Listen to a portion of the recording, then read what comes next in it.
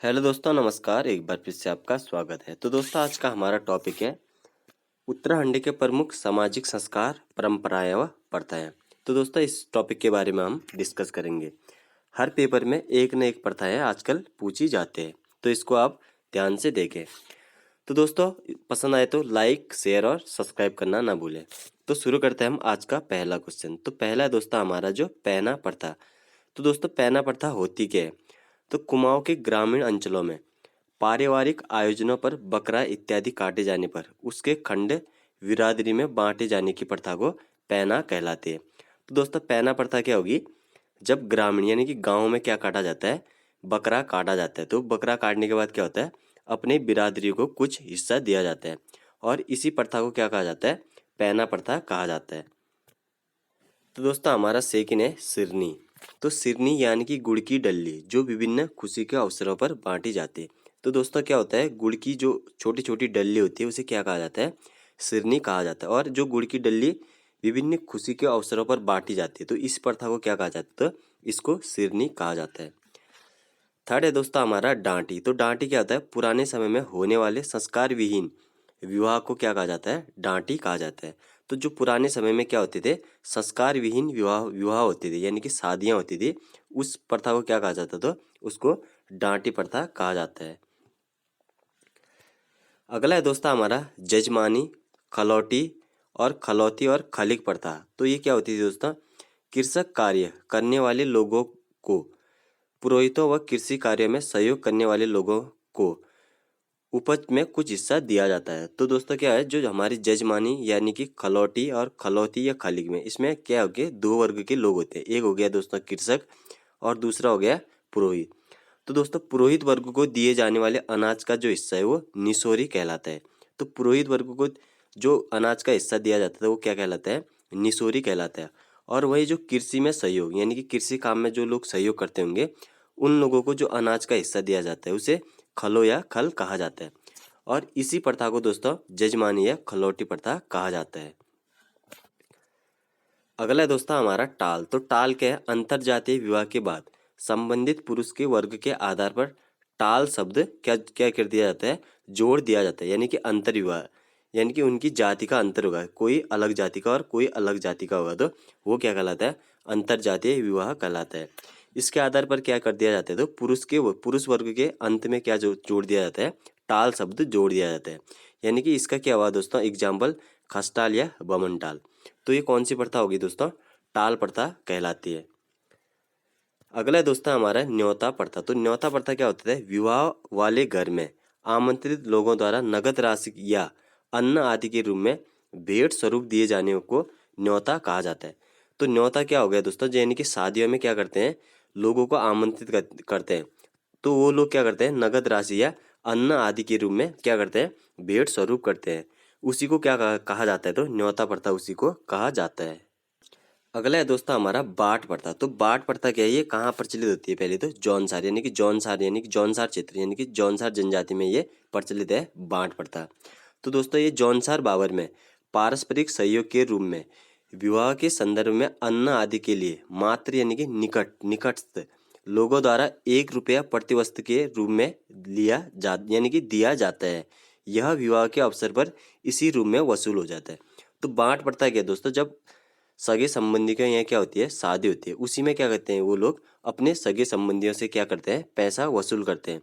और वो पैसा क्या होता है, उसी अवसर यानी कि विवाह के अवसर पर ये वसूल स्वयं हो जाता है। यानी कि सहयोग के माध्यम से वो पैसा क्या हो जाता है, वसूल हो जाता है। ये प्रथा कौन सी होगी दोस्तों? बांट प्रथा कहलाती है। और ये कौन सी जनजाति में होता है? ये जौनसार जनजाति में प्रचलित है। अगला है दोस्तों हमारा सटवार या पैंच प्रथा। सटवार या पैंचा प्रथा, यह पारस्परिक विनिमय प्रणाली केवल वस्तुओं का अपितु लोगों का भी विनिमय होता है। तो सटवार या पैंच प्रथा में क्या होता है? वस्तुओं का विनिमय तो होता है इसमें, और लोगों का विनिमय भी होता है हमारे सटवार या पैंच प्रथा में। कुमाऊं में इसे खरसाट कहा जाता है। सटवार या पैंचा प्रथा को कुमाऊं में कौन सी प्रथा कहा जाता है? तो खरसाट प्रथा कहा जाता है। हालांकि यह प्रथा अब क्या हो गई है, समाप्त हो चुकी है। इस प्रथा को थारू जनजाति में अट्टा सटा या आठ साठ भी कहा जाता है। तो सटवार या पैंचा प्रथा को कुमाऊं में क्या कहा जाता है दोस्तों? तो यह कहा जाता है खरसाट कहा जाता है। और वही थारू जनजाति में इस प्रथा को अट्टा सट्टा यानी कि आंट सांट भी कहा जाता है। अगला है दोस्तों हमारा पडियाल प्रथा। तो पडियाल प्रथा क्या होता है? गांव में आपसी सहयोग हेतु श्रमदान, जो संपूर्ण उत्तराखंड में अब भी प्रचलित है। तो दोस्तों पडियाल प्रथा क्या होगी? आपसी सहयोग यानी कि आपस में सहयोग करके श्रमदान जो प्रथा होती है उसे पडियाल प्रथा कहा जाता है और ये संपूर्ण उत्तराखंड में अब भी क्या है? प्रचलित है। अगला है दोस्तों हमारा पौराण प्रथा। तो पौराण प्रथा क्या होता है? अतिथि सत्कार का विशिष्ट उदाहरण है। तो पौराण प्रथा हो गया यानी कि कोई अतिथि आता है तो उसका क्या करते हैं? स्वागत किया जाता है, यानी कि उसे पौराण प्रथा कहा जाता है। पौराण मरोज के अवसर पर इसका विशिष्टतम रूप देखने को मिलता है। तो जो हमारी क्या है पौराण प्रथा का जो विशिष्टतम रूप देखने को कब मिलता है? तो मरोज पर्व के रूप में, अवसर के रूप में देखने को मिलता है और इसी प्रथा को क्या कहा जाता है? पौराण प्रथा कहा जाता है। अगला है दोस्तों हमारा ज्वार प्रथा। तो ये ज्वार प्रथा किससे संबंधित है? तो जौनसार क्षेत्र, यानी कि जौनसार कहाँ पड़ता है? टिहरी गढ़वाल में पड़ता है जौनसार क्षेत्र। सॉरी दोस्तों, जौनपुर क्षेत्र। तो जौनपुर क्षेत्र कहाँ पड़ता है? टिहरी गढ़वाल में। तो जोड़ जोड़ प्रथा क्या है दोस्तों? यह जौनपुर क्षेत्र में महिलाओं को संपत्ति का अधिकार से संबंधित प्रथा है। तो दोस्तों ये पूछ भी दिया है ज्वार प्रथा, तो ये किससे संबंधित होगी? महिलाओं के संपत्ति का अधिकार से संबंधित है ज्वार प्रथा। अगला है दोस्तों हमारा छूट प्रथा। तो जौनपुर क्षेत्र में, यानी कि जौनपुर क्षेत्र भी कहाँ हो गया? टिहरी गढ़वाल में। तो जौनपुर क्षेत्र में विवाह विच्छेद करने के लिए स्वतंत्र होती है। तो जो जो छूट प्रथा होती है वो किससे संबंधित है? जो शादी करना चाहते हैं उनके लिए वो लोग क्या होते हैं? स्वतंत्र होते हैं, यानी कि जौनपुर क्षेत्र में शादी के लिए क्या होते हैं? स्वतंत्र होते हैं। वही प्रथा क्या कहलाती है? हमारी छूट प्रथा कहलाती है। उन्हें यह अधिकार इसी प्रथा के तहत मिलता है, यानी कि छूट प्रथा के अनुसार ही उन्हें छूट मिलती है विवाह करने के लिए। अगला है दोस्तों हमारा बहुपति प्रथा। तो बहुपति प्रथा का है? ये जौनसार क्षेत्र में जो प्राचीन प्रथा है, जौनसार क्षेत्र की है ये प्राचीन प्रथा है, जो वर्तमान में क्या होगी? अब समाप्त के स्तर पर है, जो हमारी बहुपति प्रथा। दोस्तों पसंद आए तो लाइक शेयर और सब्सक्राइब करना ना भूलें। अगला है दोस्तों हमारा सल्टवाड़ प्रथा। तो सल्टवाड़ प्रथा क्या है? जौनपुर में लड़का पैदा होने पर मामा के घर ले जाने की प्रथा। तो सल्टवाड़ प्रथा क्या होगी? जब लड़का पैदा होता है तो उसे कहाँ ले जाया जाता है? तो मामा के घर ले जाने की प्रथा क्या होगी? सल्टवाड़ प्रथा कहलाती है। अगला है दोस्तों हमारा मात प्रथा। तो मात प्रथा क्या है? ये भी जौनपुर यानी कि टिहरी क्षेत्र में ये होता है, यानी कि जौनपुर क्षेत्र में। तो जौनपुर क्षेत्र में बंधुआ मजदूरी के तौर पर प्रचलित प्रथा। तो ये क्या है? बंधुआ मजदूरी के तौर पर क्या है? प्रचलित है मात प्रथा।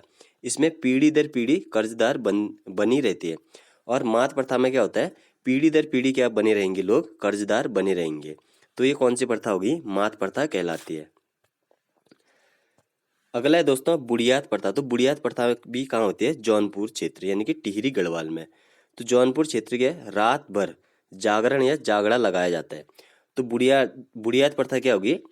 रात भर क्या लगाया जाता है? जागरण या जागड़ा लगाया जाता है, जो निम्न वर्ग से संबंधित है, यानी कि निम्न वर्ग के लोग क्या लगाते हैं?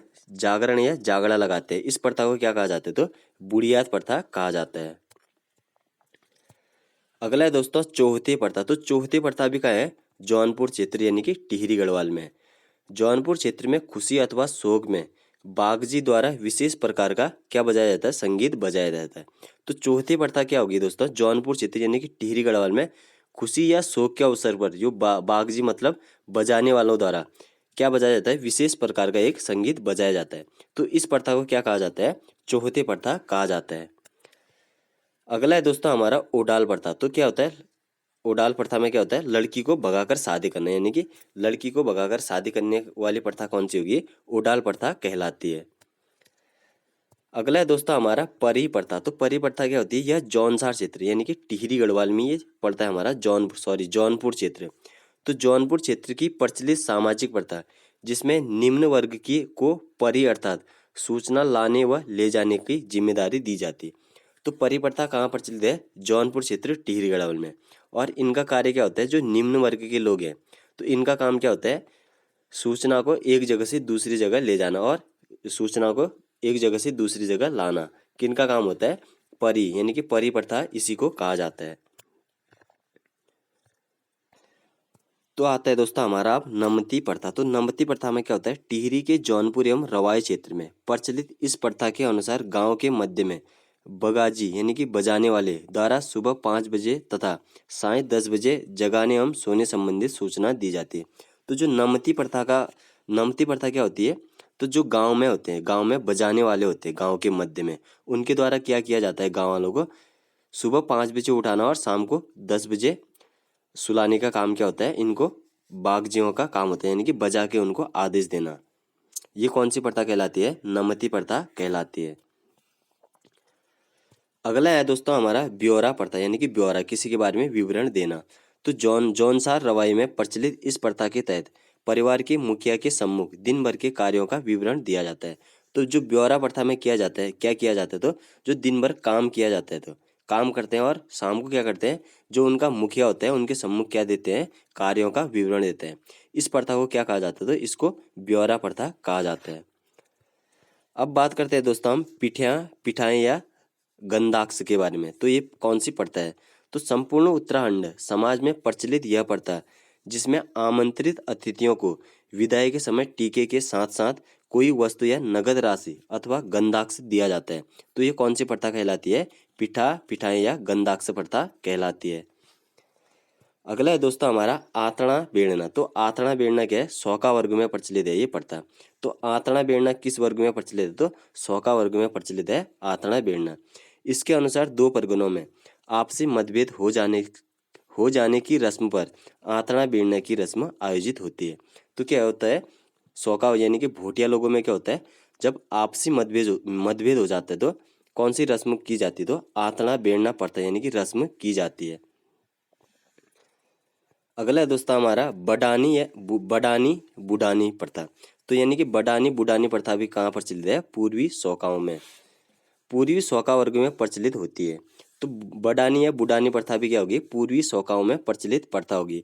इसे सबाकोनी, भरान या बिंदी नाम से भी जाना जाता है। तो बडानी या बुडानी प्रथा तो होगी सौका वर्ग में, और इसको अन्य किस नाम से जाना जाता है? सबाकोनी, भरान व बिंदी नाम से भी जाना जाता है। अगला है दोस्तों हमारा लूण लौटा। तो लूण लौटा क्या है? एक न्याय प्रणाली से जुड़ी प्रथा है। तो लूण लौटा क्या है? एक न्याय प्रणाली से जुड़ी प्रथा है। तो दोस्तों लूण लौटा प्रथा में होता क्या है, जब आपसी यानी कि दो जगह आपसी मतभेद हो जाते हैं तो क्या करते हैं ये लोग, एक लोटा लेकर यानी कि तांबे के लोटे में नमक डाल देते हैं और उस लोटे में क्या डाल देते हैं, नमक डाल देते हैं और उसको कहाँ रख देते हैं, मंदिरों में रख देते हैं। और कहा जाता है कि जिस हिसाब से नमक गलता है, जिसने गलती की है, जिस आदमी ने गलती की है, तो वो भी नमक जैसे ही गल जाता है और उसको न्याय मिल जाता है। और यही प्रथा क्या कहलाती है? लूण लौटा कहलाती है। अगला है हमारा फटवासा प्रथा। तो फटवासा प्रथा क्या है? इसे भी देवी न्याय से जोड़ा जाता है। तो फटवासा प्रथा भी क्या होगी? देवी न्याय होगी। तो दोस्तों इसमें क्या होता है, जब आपसी मतभेद हो जाते हैं तो दोनों में ये क्या करते हैं, आपस में दोनों लोग दिए जलाते हैं मंदिर में, और उस दिए को क्या करते हैं, 5 बार जो है फूकते हैं, और जिसका दिया पहले बुझता है और उसी को क्या ठहराया जाता है, दोषी ठहराया जाता है।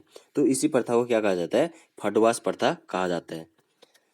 अगला है दोस्तों हमारा खोरिया प्रथा। तो खोरिया प्रथा किस में प्रचलित है? तो ये थारू जनजाति में प्रचलित है। तो खोरिया जनजाति किससे संबंधित होगी? थारू जनजाति से संबंधित है। तो खोरिया जनजाति किससे संबंधित होगी दोस्तों? थारू जनजाति से संबंधित है। थारू जनजाति में प्रचलित इस प्रथा के अनुसार जब बारात वधु को लेकर घर पहुंचती है तो वर पक्ष की महिलाओं वर के घर की झोपड़ी ऊपर चढ़कर असामान्य शब्दों का प्रयोग कर घास फूस उकेल देती है। यानी कि जब क्या कहता है, वर अपनी दुल्हन को लेकर कहाँ आता है? घर आता है, और जो वर पक्ष के क्या होते हैं, महिलाएं होती है, उनके घर में चढ़कर यानी कि असामान्य यानी कि गाली गलौज कर कर उसके घर को उखेड़ देते हैं।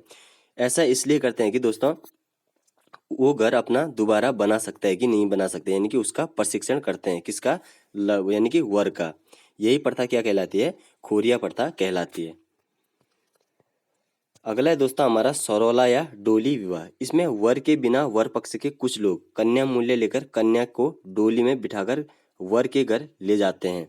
इसे सरोला विवाह कहा जाता है। तो सरोला विवाह में क्या होता है, बिना दूल्हा के क्या करते हैं, ये दुल्हन के घर जाते हैं और दुल्हन को क्या करते हैं, डोली में बिठाकर दूल्हे के यहाँ लाते हैं। और इसी प्रथा को क्या कहते हैं? सरोला या डोली विवाह प्रथा कहा जाता है। अब बात करते हैं हम दास प्रथा की दोस्तों। तो दास प्रथा क्या है? प्राचीन काल से ही राज्य में प्रचलित है। तो दास प्रथा क्या है? प्राचीन काल से ही राज्य में प्रचलित है। तो दोस्तों ये टाइपिंग मिस्टेक है, ये है 1836 में। तो 1836 में इस प्रथा को कुमाऊं कमिश्नर जॉर्ज गोबान ने समाप्त किया था। तो दास प्रथा को किसने समाप्त किया था? तो 1836 में कर्नल यानी कि कमिश्नर जॉर्ज गोबन द्वारा समाप्त किया गया था, यानी कि कुमाऊं में दास प्रथा। अगला है दोस्तों सती प्रथा। तो 1829 में कमिश्नर ट्रेल द्वारा समाप्त किया गया। तो सती प्रथा को किस कमिश्नर द्वारा समाप्त किया गया? तो 1829 में कमिश्नर ट्रेल द्वारा समाप्त किया गया था। गढ़वाल नरेश जयकिरी शाह, तो दोस्तों ये भी 1886 है। कितना है? 1886। तो 1886 में स्वर्गवास हो जाने पर रानिया द्वारा सती होने का उल्लेख है। तो गढ़वाल नरेश जयकिरी शाह की जब मृत्यु हो जाती थी, जो उसकी रानियां थी उनका क्या है, स्वर्गवास हो जाने के बाद उनकी रानियों का सती होने का हमें उल्लेख मिलता है। तो सती प्रथा का जो अंत किस कमिश्नर द्वारा किया गया था? ट्रेल द्वारा किया गया था 1829 में। अगला है दोस्तों देवदासी प्रथा। तो देवदासी प्रथा क्या होता है? मंदिरों को समर्पित देव कन्या, यानी कि देवदासी प्रथा में क्या होता था? जो भी कन्याएं होती थी, लड़कियां होती थी, उनको क्या करते थे? मंदिरों में दान दिया करते थे। यही प्रथा क्या कहलाती है? देवदासी प्रथा कहलाती है। यह प्रथा यानी कि यह प्रथा कुमाऊं में बाज बहादुर चंद ने प्रारंभ किया था। तो किस चंद शासक द्वारा कुमाऊं में देवदासी प्रथा शुरू की गई थी? तो ये बाज बहादुर चंद द्वारा देवदासी प्रथा कुमाऊं में शुरू की गई थी। अगला है दोस्तों हमारा फांटी प्रथा। तो धार्मिक एवं सामाजिक अपराध करने वाले व्यक्ति का हुक्का पानी बंद कर सामाजिक बहिष्कार कर दिया जाता है। तो जो फांटी प्रथा है उसमें क्या किया जाता है? जो धार्मिक और समाज का विरोध करता है, यानी कि अपराध करता है, उस व्यक्ति का क्या किया जाता है? समाज से बहिष्कार किया जाता है, यानी कि उसका हुक्का पानी बंद कर दिया जाता है। इसी प्रथा को दोस्तों हुक्का पानी बंद करना या फांटी प्रथा कहा जाता है। अगला है दोस्तों हमारा चंद्रेणी प्रथा। किसी जातिच्युत व्यक्ति को पुनः संस्कारित करने, निम्न वर्ग की स्त्री से विवाह करने के कारण भ्रष्ट को पुनः सम्मान दिलाने की वाली प्रथा को चंद्रेणी या चंद्रयाणी प्रथा कहा जाता है। तो दोस्तों चंद्रयाणी प्रथा में क्या होता है? जब उच्च व्यक्ति का जो व्यक्ति होता है वो जब निम्न महिलाओं से शादी करता है तो उसको पुनः क्या करते हैं? सम्मान दिलाने के लिए कौन सी प्रथा चलती है? तो चंद्रेणी प्रथा चलती है। तो दोस्तों इस वीडियो में इतना ही था, अगली वीडियो में मिलते हैं। दोस्तों पसंद आए तो लाइक शेयर और सब्सक्राइब करना ना भूलें। तब तक के लिए जय हिंद जय भारत।